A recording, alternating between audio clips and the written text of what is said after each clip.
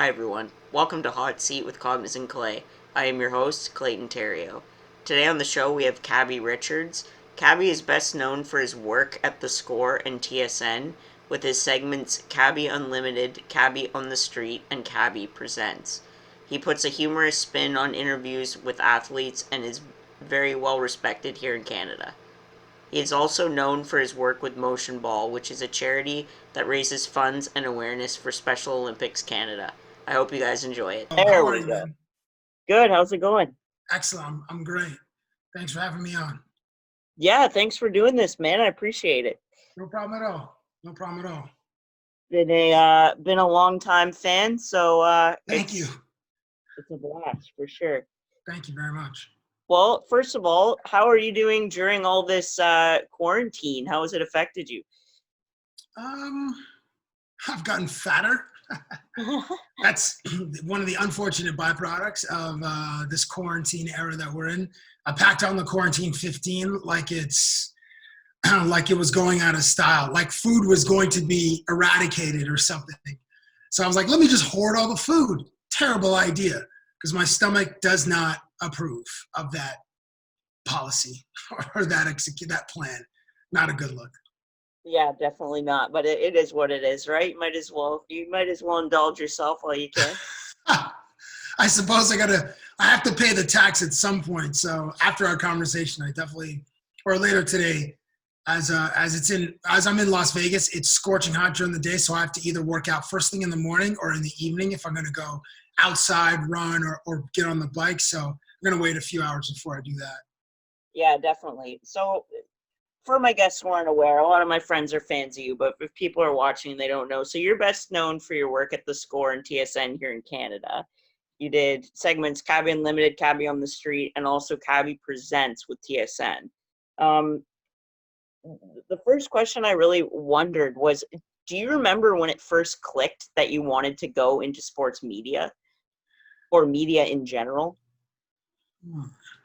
I don't think I had a direct plan, a deliberate plan like that. When I was in high school, a teacher suggested Ryerson.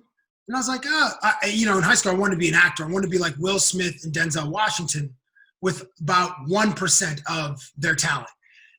So I was like, maybe I'll learn about television and radio because I went to RT. I went to Ryerson for radio and television arts. Maybe I'll learn about those programs as a backdoor to get into film. So I'll have a little base of knowledge in media, and then that might help me in my film career. It didn't really work out that way, but in my second year at Ryerson, when I was studying radio and television, a guy named Steph Gagnon, who's a third-year student, was like, hey, man, they need interns at Headline Sports, which was the Score before the Score. And my friend, Adnan Verk and myself were like, all right, man, let's get our resumes together. And the only sort of production that I had done is in high school, I used to edit the athletic banquet video and the football banquet video. So like the review of the season, put some highlights in there, mix in some movie clips from various Hollywood movies that I had on VHS. And that was it. So I was going to get some real life experience at Headline Sports. And when I got there, there was just so much talent. We were very much like a small market baseball team. We used to call ourselves the Montreal Expos, whereas TSN was like the New York Yankees, and Sportsnet, which opened its doors a year later, but was backed by CTV, was like the Red Sox or the Dodgers. So these had these giant conglomerates behind them, and we were just the little upstarts. So that's how I got started in the business. But there wasn't a deliberate plan. Like, let me try to be an interviewer. That just happened organically. Right, and I was reading a few articles about you just saying how acting was the first, career plan for you, but it never really happened. And Did I not think materialize, no. and My and a lot of talent was really the biggest hurdle. yeah, definitely. In a lot of your interviews, you always said entertain before you inform, and I think that was a lot different because a lot of people on TV are, no offense, but boring. They just, it's very cut and dry, and you were yourself, and that's something I really admired and I followed myself Thank you, because Clayton. humor goes a long way, right? And it really does help, especially being a disabled individual. Just I make fun of myself all day. It's quite funny and it's humorous and it helps. It really does, for sure. And so you've interviewed several icons like Derek Jeter, Michael Jordan, Aaron Rodgers, Crosby, Ovechkin. The list goes on, and definitely most notably Kobe. And rest in peace, Kobe, for sure.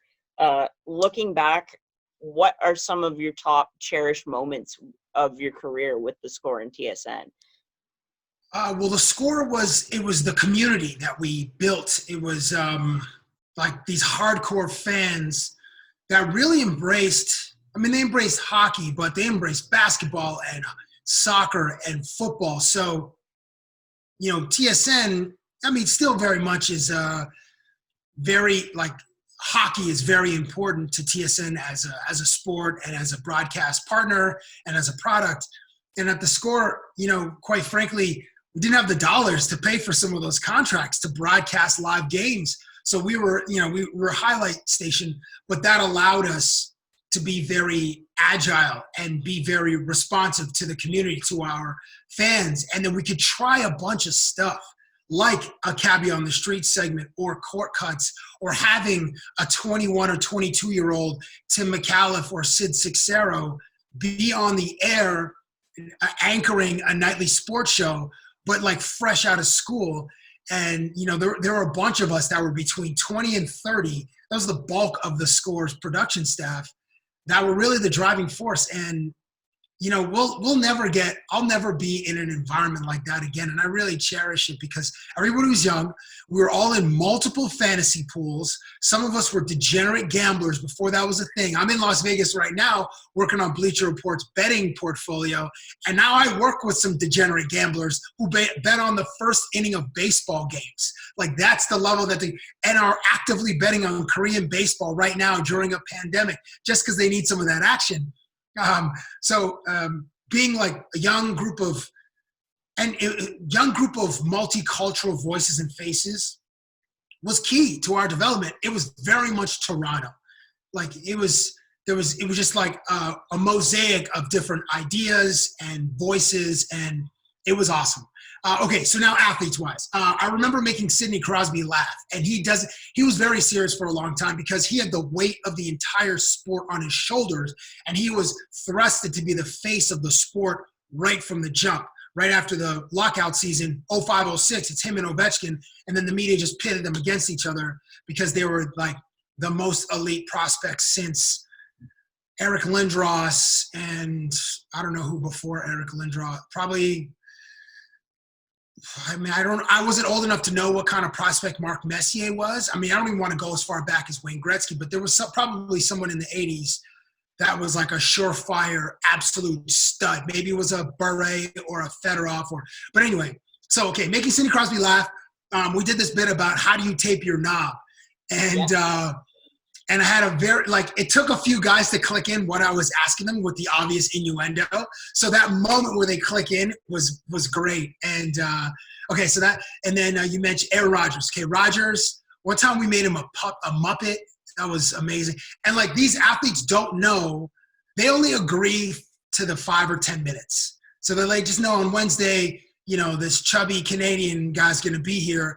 And I really leaned into props in my TSN era as a differentiator to the content that I created at the Score.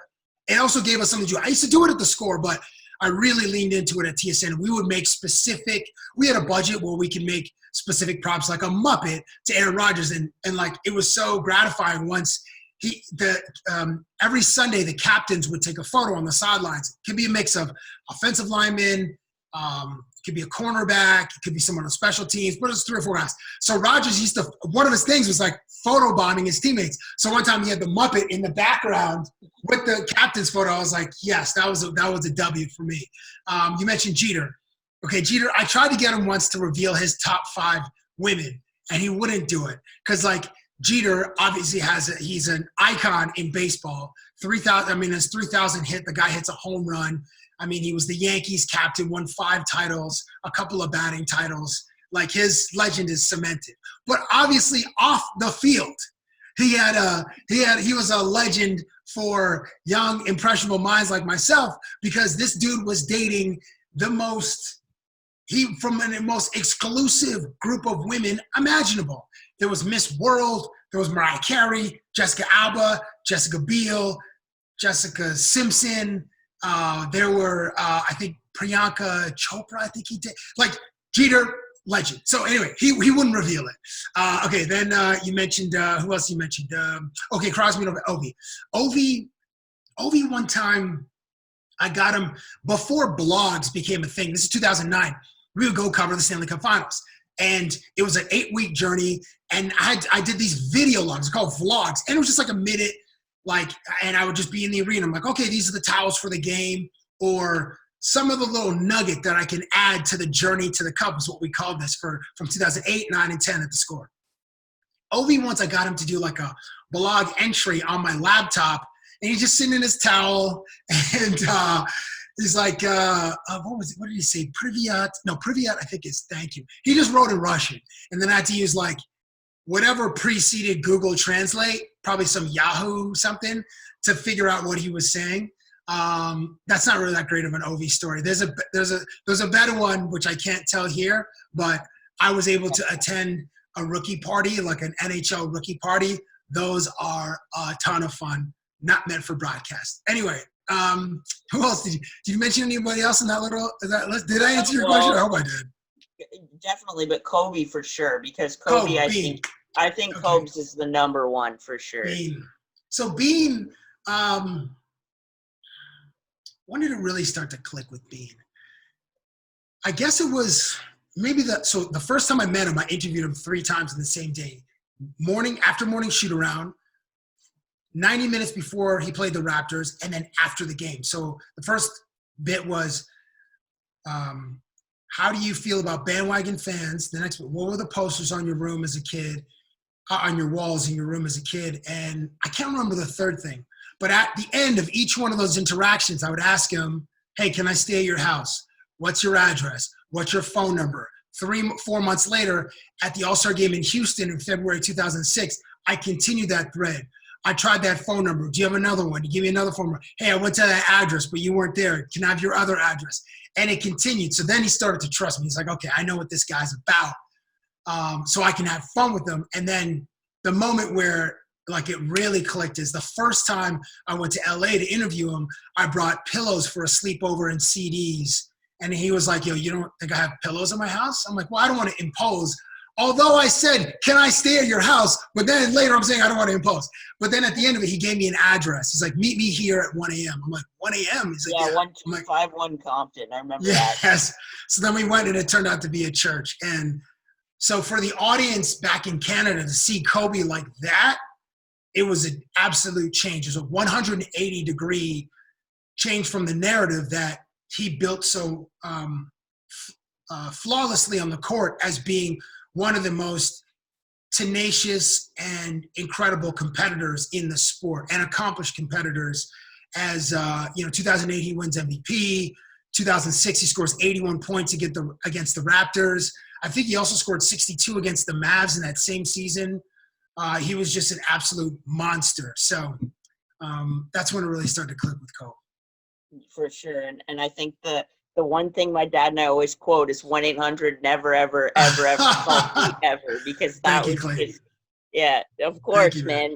And like I said, a lot of people, you were the first one I thought of when he passed away, and his memory lives on. And the Tim and Sid focusing on the positive, that was very powerful, because yeah, it's sad, but if you remember him for who he was just, oh man, I could go on for hours about Kobe for sure. And dropping 81 points against the Raptors will hurt forever, but it was just so impressive to watch. Just moving on a bit, what advice would you give to someone going into media? Like, what would you tell someone going into like sports media, TV broadcast, whatever it is? What would you tell them?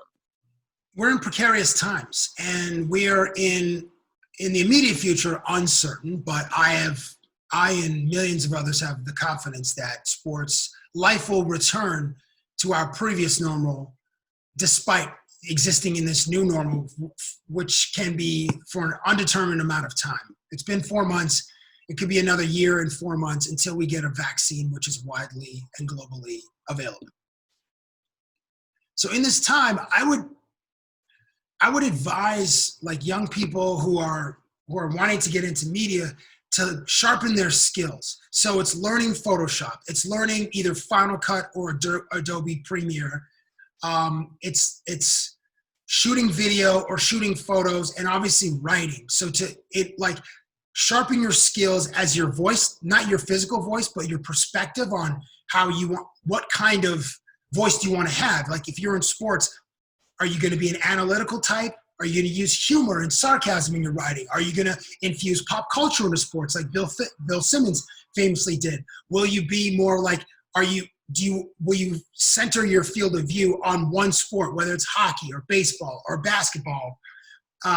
Will you study the culture of the sport versus the minutia of the sports? Will you be an analytics guy, like heavy data in the way that you cover a sport? So there are many ways to take it, and you don't have to just focus on one of those areas. You can obviously blend those, but refining the voice, getting your reps in, whether you're doing podcasts like you are, Clayton, or whether you're doing clips on TikTok or 1-minute clips on Instagram, because you know the audience's attention span is a lot shorter, or maybe it's YouTube where the platform allows for longer essays or longer pieces, 8 minutes, 12 minutes, 22 minutes.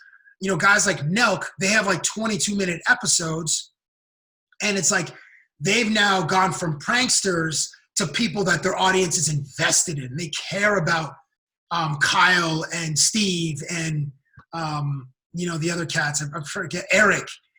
Or like if it's in our own backyard at TSN, the Bar Down group has done an amazing job of bringing the audience into their world through the quizzes and all those testimonials and bringing them along the ride for their hockey games. And like they built a community, people care about that community.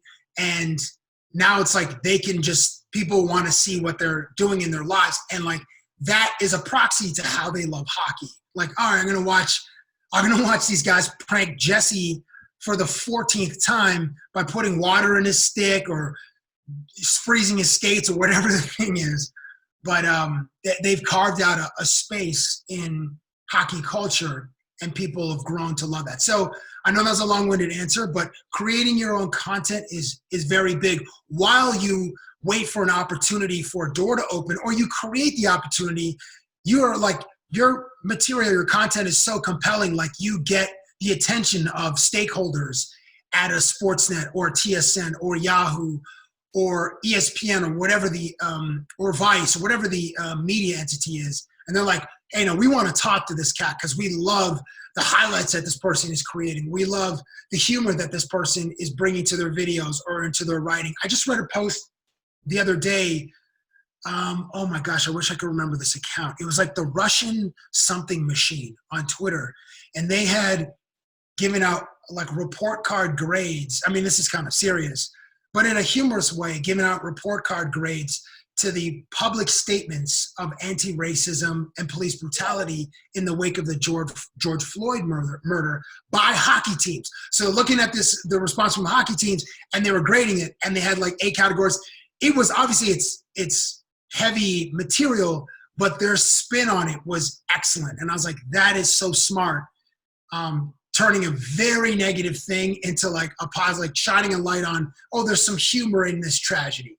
So that's what I would suggest. And I think that's like my blog is the Disability Awareness, which I'll talk about their life and then their charity work. And I find the humor brings light to the issue even more than the seriousness, because it's a little lighter and easier to take. Like the whole Black Lives Matter thing is a rough issue to talk about, but I think if you do it right, there's no real wrong or right way to do it. You know what I mean? As long as you're shining that light, it's working. And I saw that post on Twitter. I can't remember the name of the guy either, but that was it was a pretty cool way to cover a serious issue, which I like.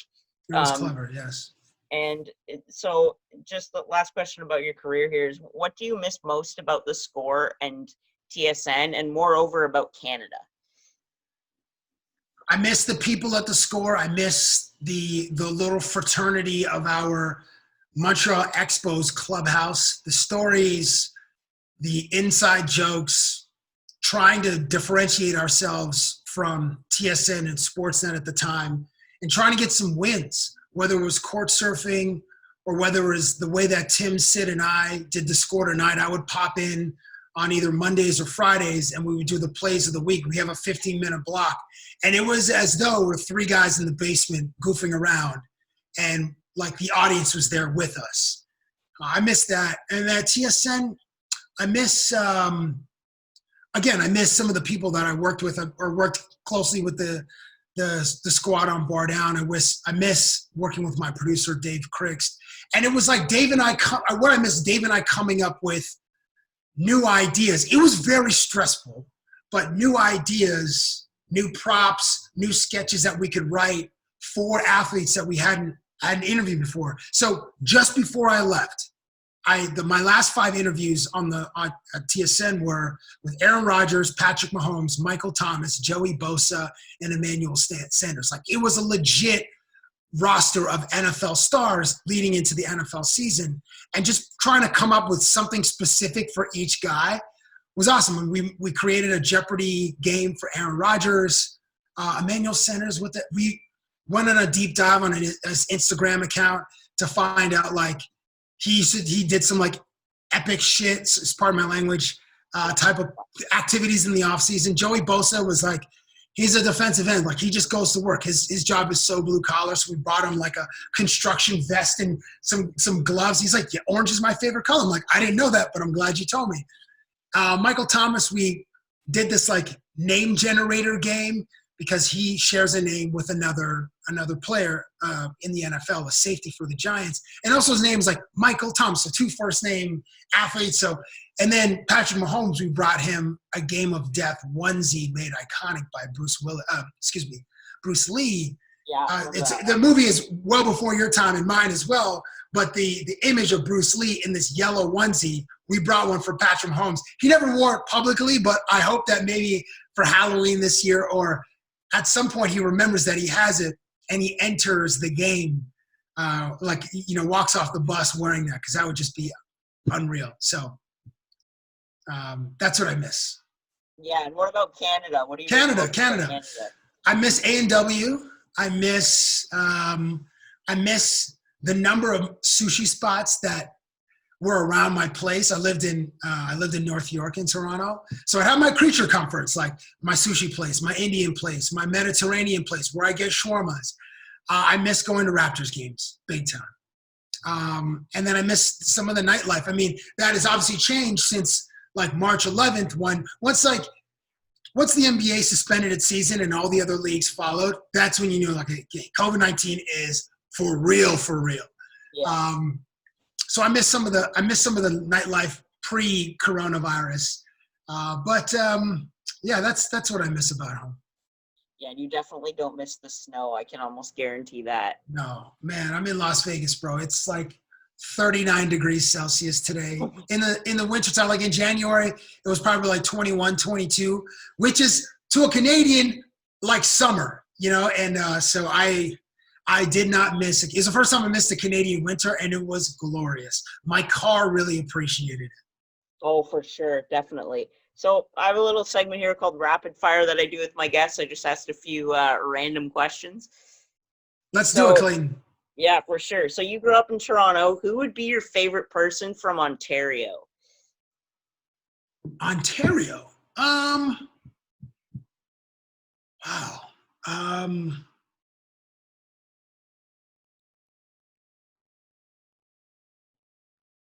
It's a hard one, I bet, but that is a tough one. Cardinal Official brings me joy. Whenever I see him, whenever I read his posts on Instagram, he brings me joy. And he's a funny dude. Donovan Bailey gave me a lot of pride as a young person, just sprinting for Canada in the Olympics and being the fastest man the most famous person in the world was a Canadian dude. I guess originally from Jamaica, but grew up in Oakville. Shout out to Oakville. That's where I'm from. My dad actually went to school with his brother, so there you go. Oh, nice. Okay, nice, yeah. Nice. Pinball Clemens came to mind, but he's from Texas, but now he's a Canadian, and we fully embraced him. Favorite person from Ontario?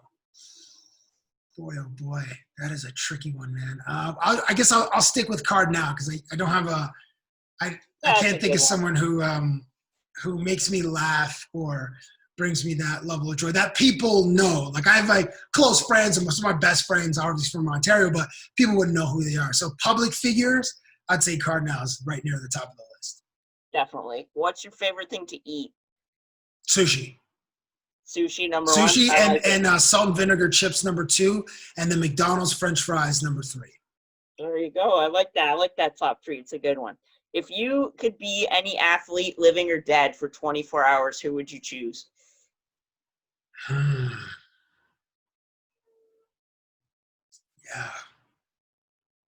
Yeah.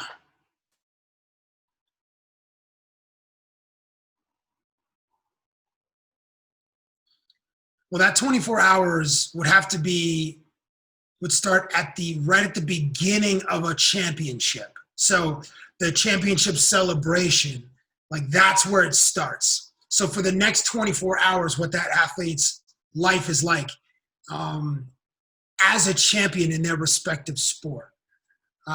So goodness gracious. I mean, being like, oh my gosh, like, now I'm thinking of the World Cup. Now I'm thinking of like that time that Spain won in 2010 and they were the champions of the world. And then like, when they go back to Spain and party, but then like I think about, being one of the Dallas Mavericks, winning in Miami and then partying at Live nightclub, and Mark Cuban bought a $250,000 bottle of champagne that night. Like that would have been insane. Winning a Super Bowl is obviously like, oh yeah, the Kansas City Chiefs just won in Miami. Ooh. Yeah, being Patrick Mahomes would be pretty cool for 24 hours. Being the MVP, but I want to be like a single dude. So Mahomes has a girlfriend, his family's probably there. So like you'd want to be like a single dude and like on the road. So I know I'm not answering your question. I'm trying to think of, yeah. I'm good. What's that? Sorry, I'm just yelling at my PSW. Just came to check on me. Okay. Okay. So I would like maybe like like Tyrann Mathieu or somebody on the Kansas City Chiefs who won in Miami on February the 3rd or February the 6th, whenever Super Bowl 53 was, or 54. I think it was 53, just this past February in 2020. So a member of so Travis Kelce, Tyrann Mathieu, I'm trying to think of oh my gosh, Sammy Watkins. I don't know. One of those. I'll go with the Honey Badger, Tyrann Mathieu. Good one. I like it. That was a long thought. I like the long thought process. I'm sorry that this is rapid fire, and I was about as slow as a turtle crossing an interstate. No, it's all good. Don't worry about it. Last one. Describe yourself in 3 words. Obnoxious, loud, fat. It's a good one. Okay, moving on back to the questions. We got a few minutes left here. So the main thing that I was interested in was you have done plenty of work with Motionball, which is a charity that raises awareness and funds for Special Olympics Canada. Tell me a little bit about your role with Motionball and just like maybe one memory that you recall that it means something to you. I met Paul Etherington, who is the driving force of Motionball. He's got 2 brothers, Sean and Mark, and his father was very instrumental in either starting the charity or maybe raising awareness in Canada. I mean, it was, obviously the Shriver family in, I think the first Special Olympics, I want to say it was in Chicago, but don't quote me on that. But Maria Shriver's family was instrumental in creating these games and recognizing people with physical disability, like including them into the fun and games is an outlet to have fun and physical activities. So I met Paul Etherington, I want to say in 2005 or 2006. Either we were at a charity event or we were just out, and we became friends. And then I hosted 7 or 8 Motionball galas. I traveled to Calgary to host an event. I traveled to Halifax to host an event. And now Devo Brown's been hosting them for the past, I want to say 5 years, doing a phenomenal job. But that's how Motionball popped up on my radar. And when Paul told me about it, I'm like, oh, that's cool. And one of the fondest memories is competing in the marathon of sports. So it's a full day. It's like an Olympics. We compete in, 10, 12 games. You fundraise, you have a team, you have a few Special Olympics athletes on the team. And it's just great community building. You're meeting people you may have not met before, or you wouldn't run into like at Metro or whatever. So there's thousands of people that are participating, and it's like everybody has a great time. You play some games, you get some really competitive, but it's awesome. And Ultimate Frisbee, harder than it looks. That was one of the games where I used to just scoff at when I'd see people playing in parks. I'm like, get out of here with your Ultimate Frisbee. That's so lame. I'd rather just play football. But it's like it had me huffing and puffing. And also, I'm not as fast as I think I am in my brain. Because in your brain, when you're moving, you're like, yeah, I'm moving at a pretty good clip. But if someone's just across the street just watching you, like I like to jog, I'm jogging basically at a walking pace. And it's terrible.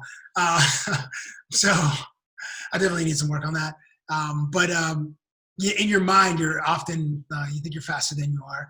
So I was shamed, rightfully so, when I competed. And the marathon of sport, I think I did in 2017 or 18 was the last time I participated. It's been a few years and had a great time, but I was definitely humbled on that day.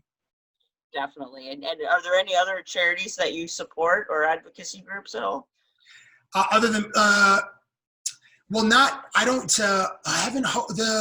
another charity event that I host is the Victory Ball, which Michael Clemens is the chairperson, or he's the driving force. And it's like a boxing event for local business people to like fight one of their peers. So it's a lot of investment and people in the financial sector, these Bay Street types, will fight for 3 rounds, raise a bunch of money, and it goes to, Michael Clemens has a school for at-risk youth in downtown Toronto. So it's raising funds for the school, and it's an alternative school, and it does great work in the community because some kids are living with very harsh circumstances, and sometimes the traditional schooling system fails them.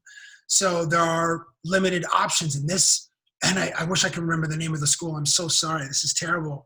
But there are maybe 12 to 14 kids at the school, and it gets some grants from the provincial government, but a lot of it is through fundraising in the Victory Ball.